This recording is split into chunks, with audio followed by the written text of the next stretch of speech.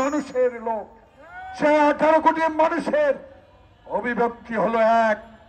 যারা আপনার ঘোষিত ফেব্রুয়ারির নির্বাচনকে বানচাল করার হীন প্রচেষ্টা করছে, তারা এখনো এখান থেকে 500 ফুট দূরে অবস্থান করছে।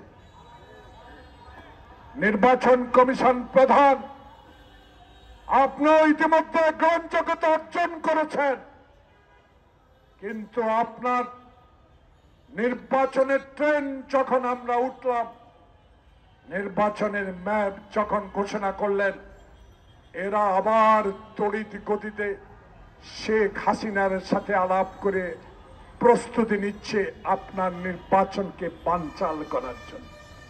তাই বাংলাদেশে যারা আন্দোলনে ছিলেন,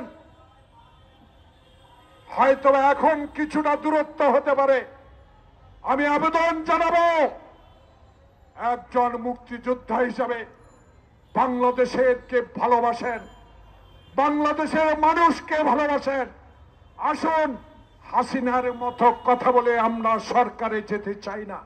তাই আমার নেতা তারেক রহমান বলেছে, বাংলাদেশে আমার ভোট আমি দিব, সেই ভোটে আমি নির্বাচনে যদি জয় লাভ করতে পারি, যারা 16 বছর আওয়ামী অত্যাচারে অবিচারে নিজের সন্তানকে বুকের থেকে টেনে নিয়ে হাসিনা জবাই করেছে, তাদের বিরুদ্ধে আমাদের লড়াই।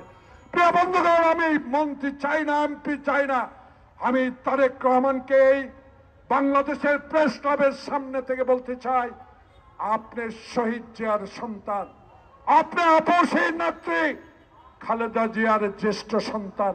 16 বছর আগে আপনার কনিষ্ঠ ভাই আরাফাতকে যখন 111 সরকার ষড়যন্ত্র করে জীবন থেকে নিয়ে গেছে, আপনাকেও এই ময়েন, এই ফখরুদ্দিন, যারা আপনাকে মেরুদণ্ড ভেঙে জীবন শেষ করতে চেয়েছিল, রাখে আল্লাহ মারা গে।